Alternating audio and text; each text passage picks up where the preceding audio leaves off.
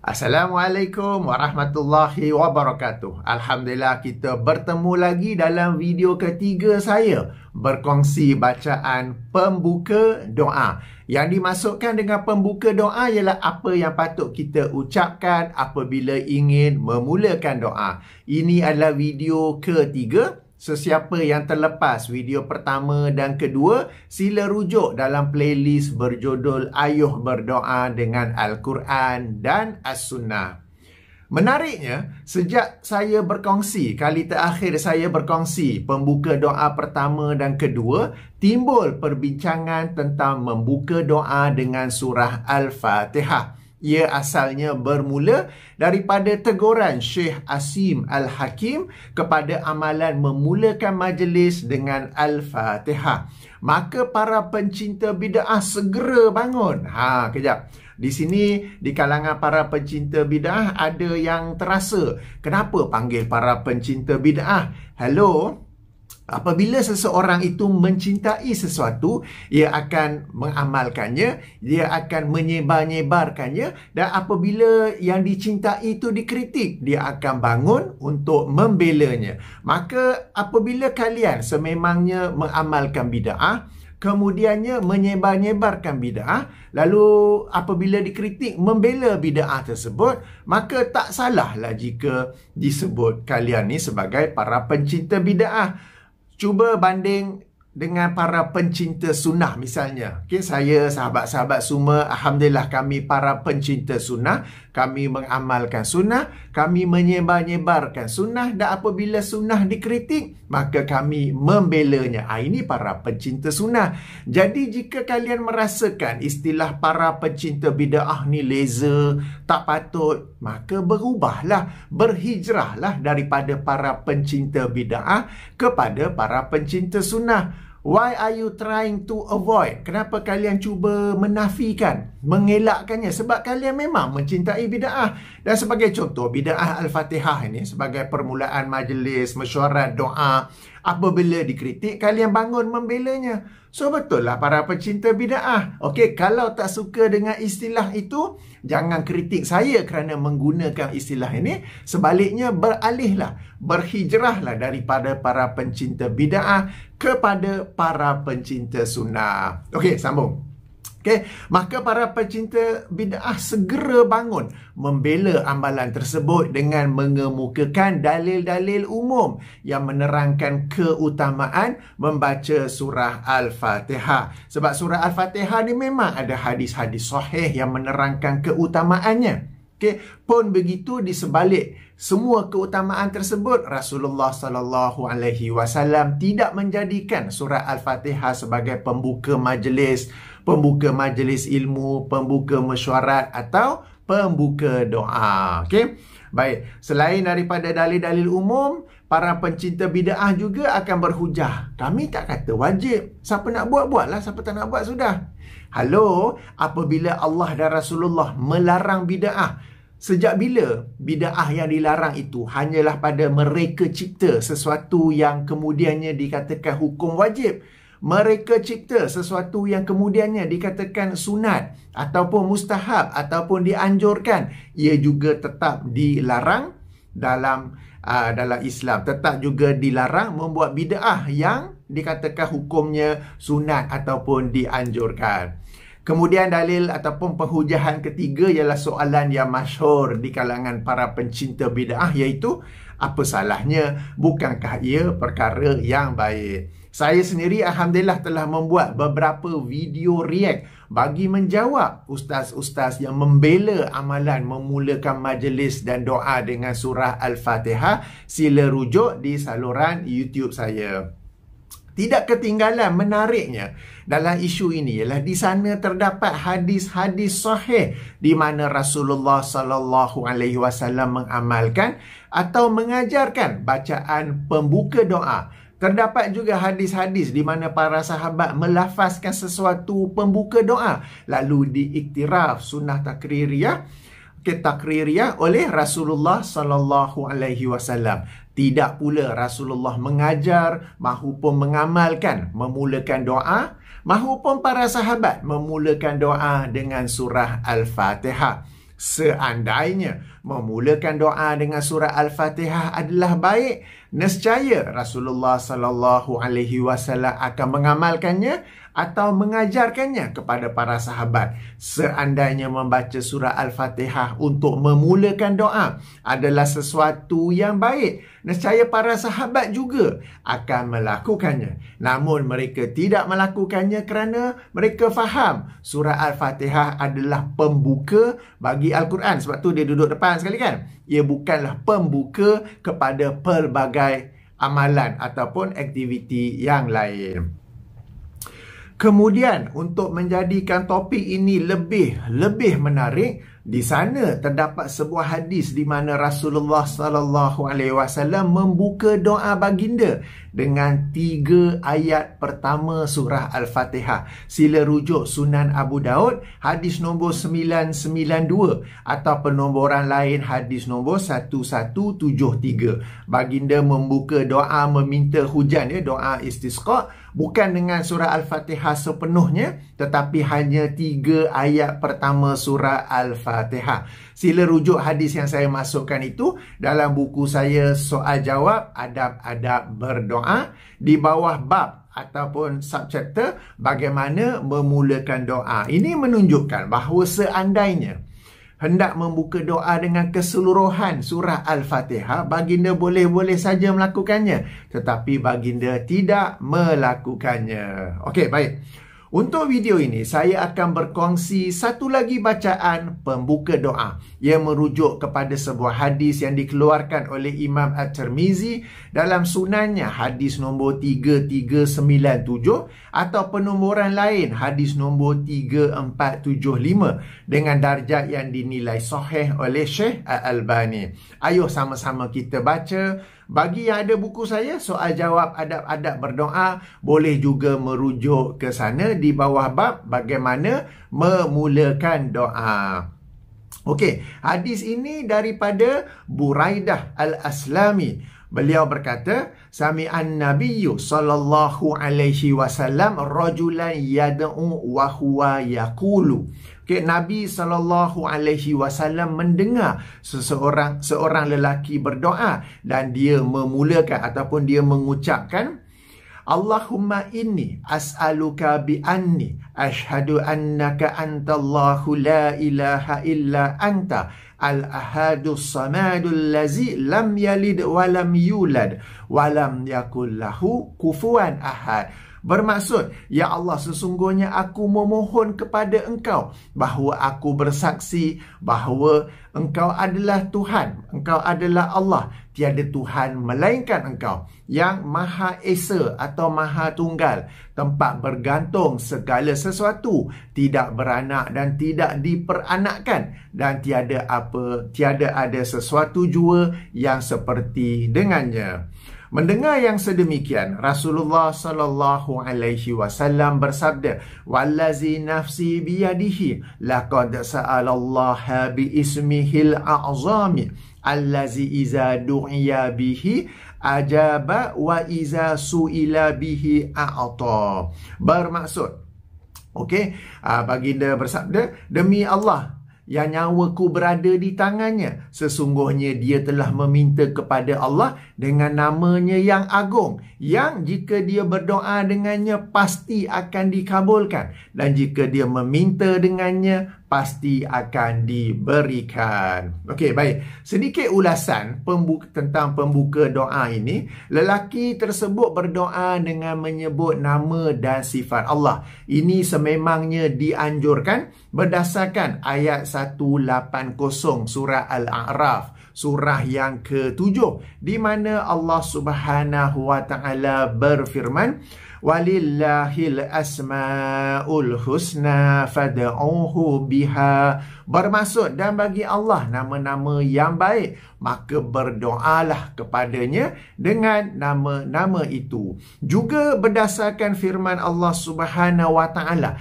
dalam ayat 110 surah Al-Isra, surah yang ke-17, Qul id'ullaha awid'ur rahman ayyamma tad'u falahul asmaul husna. Bermaksud, Katakanlah, berdoalah dengan nama Allah atau Ar-Rahman, yang mana saja yang kamu guna untuk berdoa, maka bagi Allah nama-nama yang baik. Sebab itulah setelah mendengar lelaki tersebut membuka doanya dengan ucapan tadi, Rasulullah sallallahu alaihi wasallam bersabda yang maksudnya, sesungguhnya dia telah meminta kepada Allah dengan namanya yang agung. Satu perkara tambahan yang penting untuk diperhatikan ialah bahawa Rasulullah sallallahu alaihi wasallam menyebut sesungguhnya dia telah meminta kepada Allah dengan namanya yang agung. Nama, ya. Padahal jika kita semak ucapan lelaki itu, di dalamnya terkandung nama dan sifat Allah. Contohnya Al-Ahad dan As-Samad adalah dua nama Allah. Lam yalid walam yulad dan juga walam yakul lahu kufuwan ahad adalah sifat Allah. Yang ini tidak beranak dan tidak diperanakan, dan tiada apa sesuatu jua yang seperti dengannya. Bahkan Al-Ahad dan As-Samad juga boleh dikatakan sifat Allah, kerana daripada nama-nama itu dapat kita fahami sifat Allah. Contoh As-Samad, ya, Allah yang all independent, yang tidak berhajat kepada mana-mana makhluknya. Sebaliknya makhluknya lah, kita ni lah yang sentiasa berhajat kepada Allah. Jadi meskipun As-Samad ialah nama Allah, ia juga sekaligus menjadi sifat Allah, yang dengan sifat itu Allah tidak berhajat kepada mana-mana makhluknya. Sebaliknya kitalah makhluknya yang sentiasa berhajat kepada Allah. Oleh itu, apabila disebut nama-nama Allah yang baik, yang ini Al-Asma'ul Husna, ia merangkumi nama-nama Allah dan sifat-sifat Allah. Ya, saya faham bahawa di sana ada hadis yang menerangkan 99 nama Allah, kan? Okey, itu memang betul. Tapi nama-nama Allah itu tidaklah terhad kepada hadis itu sahaja. Okey, baik.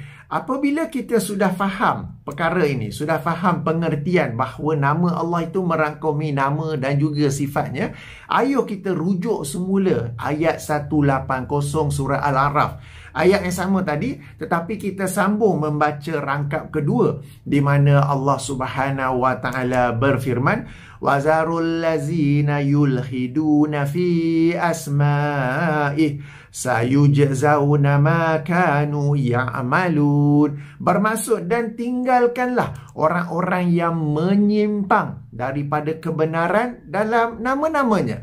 Nanti mereka akan mendapat balasan terhadap apa yang telah mereka kerjakan. Menyimpang daripada kebenaran merujuk kepada nama-nama dan sifat-sifat Allah. Penyimpangan berlaku dalam bentuk menafikannya, menyamakan kaifiatnya dengan makhluk, atau mentakwilkannya kepada sesuatu yang lain. Oleh kerana itulah kita Ahlus Sunnah wal Jamaah yang berdasarkan manhaj salafus soleh beriman kepada nama-nama Allah dan sifat-sifat Allah tanpa mentakwilkannya, tanpa menafikannya, dan tanpa menyamakan kaifiatnya dengan mana-mana makhluknya. Jadi selalulah tadabbur ayat 180 surah Al-A'raf ini, ya. Rangkap pertama menyebut tentang Al-Asma'ul Husna dan anjuran berdoa menggunakan nama-nama tersebut. Hadis yang sedang kita baca sekarang ini yang menjadi pembuka doa kedua, okey, tadi kita baca menerangkan bahawa sifat-sifat Allah juga masuk dalam erti kata nama-nama Allah. Rangkap kedua ayat 180 surah Al-A'raf pula berbicara tentang orang yang menyimpang dalam nama-nama Allah. Bagaimanakah penyimpangan tersebut? Sama-samalah kita renungi. Sebab itulah Rasulullah sallallahu alaihi wasallam sebagai penjelas Al-Quran, rujuk surah An-Nahl ayat 44 dan 64, sebagai pembawa risalah Islam Muhammadur Rasulullah, rujuk rangkap pertama surah Al-Faz ayat 29, dan mengajarkan kita ni hikmah serta apa yang belum kamu ketahui, rujuk bahagian akhir surah Al-Baqarah ayat 151. Dengan semua peranan ini, baginda tidak pernah mentakwilkan nama-nama dan sifat-sifat Allah. Baginda beriman kepadanya, dan apabila menyampaikan kepada para sahabat pun beriman kepadanya. Mereka beriman kepadanya, memahaminya, dan tak tanya lebih, tak tanya macam bercanggah. Sekejap dekat aras, sekejap dekat langit bumi, sekejap hadapan orang solat, dan macam-macam lagi yang ditanya oleh orang-orang sekarang ini yang kononnya lebih pandai daripada Rasulullah dan generasi salafus soleh. Okey, baik. Satu poin lagi. Tadi itu berkaitan dengan ayat 180 surah Al-A'raf. Sekarang kita rujuk balik kepada ayat 110 surah Al-Isra. Okey, tadi ayat 180 kan? Ayat ni ayat 110 di mana Allah Subhanahu Wa Taala berfirman, "Qul ud'ullaha aw ud'ur rahman, ayyamma tad'u falahul asmaul husna." Tadi kita dah baca kan? Kita rujuk sekarang rangkap kedua, sambungan pula, "Wala tajhar bi salatika wala tukhafiz biha wabtaghi baina zalika sabila." Bermaksud, dan janganlah kamu mengeraskan suaramu dalam solat. Solat di sini yang dimasukkan ialah dari sudut bahasa, yang ini berdoa. Adapun dari sudut istilah, yang ini ibadah yang dimulakan dengan takbir dan diakhiri dengan salam, dengan pergerakan-pergerakan dan bacaan-bacaan dalamnya, itu sudah sedia ada peraturannya. Untuk katakan solat berjamaah, subuh, maghrib, isyak, Al-Fatihah dan surahnya secara kuat kan. Kemudian bacaannya secara perlahan, itu sudah ada peraturannya. Jadi solat yang dimasukkan dalam rangkap kedua ayat 110 ini ialah doa. Dan ini juga pandangan Imam Asy-Syafi'i sebagaimana yang telah saya sentuh dalam video yang lain tentang zikir selepas solat tu kan, bila saya bacakan daripada kitab Al-Um. Dan di sini Allah Subhanahu Taala mengajar kita, wala tajhar bi solatika, dan janganlah kamu menguatkan dalam doa engkau, maaf ya. Jangan ya, wala, larang, jangan. Tapi kita ni berdoa dengan kuat, bukan sekadar kuat, tetapi sekarang dengan menggunakan mikrofon. Wala tukhafiz biha, dan jangan perlahan sangat, tetapi wabtaghi baina zalika sabila, di pertengahan, iaitu kita sendiri doa dan kita sendiri dengar sudah. Tak payah bagi semua orang dengar ya. Jadi ini adab berdoa yang diajar oleh Allah Subhanahu Wa Taala. Demikian juga dalam surah Al-A'raf, boleh rujuk ayat ke-55. Sama juga ya. Satu perkara penting, sebab bila kita berdoa, kita sedang memohon sesuatu daripada Allah Subhanahu Wa Taala. Mesti ada adabnya. Sebagai contoh, Maha suci Allah daripada memiliki sebarang kesamaan dengan makhluk. Ini sebagai contoh ya. Katakan kita nak minta sesuatu daripada bos, daripada ketua ke apa ke, apakah kita minta dengan suara yang kuat? Bos, saya nak minta cuti bulan depan. Ataupun pelan sangat sampai tak dengar langsung. Atau kita cakap dengan suara yang pertengahan ya. Kemudian dengan penuh rendah diri, penuh beradab, kita mulakannya dengan sesuatu pembuka. Sebagaimana nak berdoa pun ada pembuka kan, yang sedang kita pelajari daripada video ini kan. Jadi kalau sesama manusia, tetapi seorang tu bos, seorang kurang, kita ada adab untuk berdoa. Kenapa apabila berdoa kepada Allah Subhanahu Wa Taala sangat-sangat biadab, berdoa dengan suara yang kuat, dengan mikrofon, padahal Allah telah berfirman wala tajhar. Jahar ni kalau ikut bahasa asal, suara kuat tanpa apa-apa alat bantuan, tanpa mikrofon, tanpa speaker. Kita sekarang melanggar larangan ni berganda. Bukan sekadar suara yang kuat, tetapi dengan alat pembantu suara kan. Okey, lebih kuat lagi ya. Jadi kita yang ikut, kita apa tadi? Para pencinta sunnah, kita ikut Al-Quran dan As-Sunnah, kita berdoa dengan wala tajhar bi salatika. Okey, baik. Jadi tuan-tuan dan puan-puan, bila dah faham perkara ni, tak payah duk anjurkan majlis-majlis doa selamat lah gitu gini. Sebab dalam majlis tersebut, tekong yang dipanggil akan berdoa dengan suara yang kuat. Kan? Tak payah. Right? Kita sendiri berdoa dengan Satu doa yang kita sendiri rasai, yang inilah message ataupun kita kata rayuan kita kepada Allah Subhanahu Wa Taala tentang hajat kita. Yang penting kita berdoa bukan kuat, bukan perlahan sangat, tetapi di pertengahan kita membuka doa tersebut dengan sebaik dalam hadis yang baru kita baca ni ke, ataupun dalam contoh-contoh sebelum ini ya. Jadi banyak adab-adab berdoa yang semua ini apabila kita lakukan, insya-Allah akan meningkatkan kebarang kalian. Allah SWT memakbulkan doa kita. Okey, baik. Kembali kepada topik asal. Hadis ini yang kita baca tadi tu mengajar kita salah satu ucapan bagi pembuka doa. Jadi ayuh kita mengamalkannya. Moga-moga sebagaimana yang disebut oleh Rasulullah sallallahu alaihi wasallam, yang jika kita baca yang Arabnya tu, laqad sa'alallaha bi ismihil a'zami allazi iza du'iya bihi ajaba wa iza su'ila bihi a'ta. Yang jika dia berdoa dengannya pasti akan diijabahkan, pasti akan dimakbulkan, dan jika dia meminta dengannya pasti akan diberikan. Bahkan Rasulullah SAW tidak sekadar sebut biasa-biasa, tetapi baginda bersumpah ya di awalnya tu. Faqala, baginda bersabda setelah mendengar lelaki tu berdoa dengan pembuka tadi tu, wallazi nafsi biyadihi laqad sa'alallaha bi ismihil a'zami. Okey, yang ini demi Allah yang nyawaku berada di tangannya.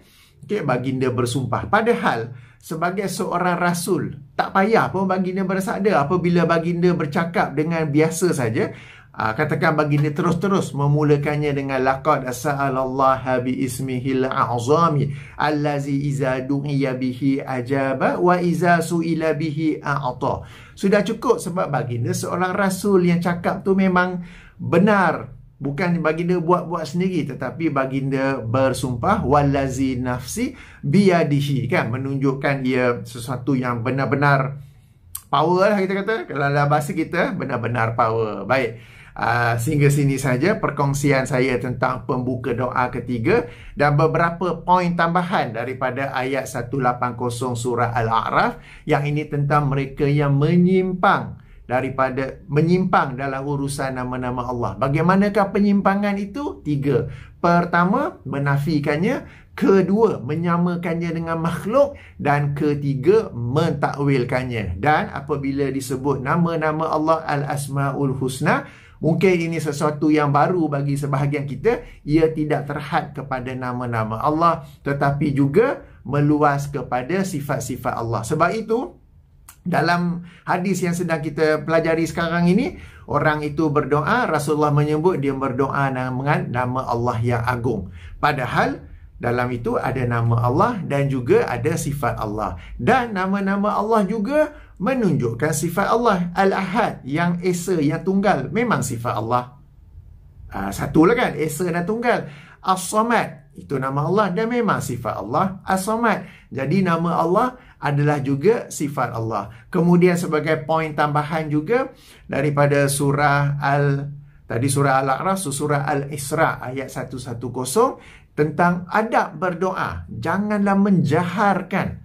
Okey, dalam solat engkau, dalam masuk solat di sini ialah doa, sebagaimana jelas Imam Syafi'i, sebagaimana juga konteks ayat itu ya. Dan jangan pula perlahan sangat, tetapi di pertengahan di antaranya. Jadi sayang sekali kebiasaan masyarakat kita ialah suka menjaharkan doa. Bukan jahar sahaja, sebab jahar ni cakap kuat, macam saya buat video ni, saya jahar dah ni kiranya. Okey, jahar kita ni double, siap pakai alat pembantu lagi ya, mikrofon dan pembesar suara, jadi double kesalahan. Lepas tu tertanya-tanya, kenapa doa tak makbul ya? Kan? Alright. Baik, itu sebagai poin tambahan. Ayo sama-sama kita amalkannya. Saya telah pun letak teks Arabnya tadi, jadi boleh tangkap layar, boleh hafal, boleh amalkan. Kalau tak pun boleh rujuk buku saya, tak pun guna aplikasi hadis macam yang saya guna ini. Dia tak fokus ke dah? Okey, guna aplikasi hadis ini. Alright. Dan kita pun boleh menghafalnya. Jangan handphone itu penuh dengan perkara lagha ada Instagram, ada TikTok, ada Facebook, ada macam-macam lain. Tetapi Al-Quran tak ada, tafsir Ibnu Katsir tak ada, hadis tak ada. Kan? Jadi phone ni satu alat yang kita boleh guna for our advantage atau satu alat yang guna for our disadvantage. Sebahagian orang sangat leka dengan phone tetapi to his or her disadvantage. Banyak perkara sia-sia di situ kan. Jadi macam saya pun guna phone tapi banyak aplikasi. Kalau yang boleh bahasa Arab, Maktabah Syamilah, program-program Arab lain pun ada juga dalam bentuk phone. Baik untuk Android maupun iOS. Baik, sehingga sini saja saya akhiri dengan subhanakallahumma wa bihamdika asyhadu an la ilaha illa anta astaghfiruka wa atubu ilaika. Assalamualaikum warahmatullahi wabarakatuh.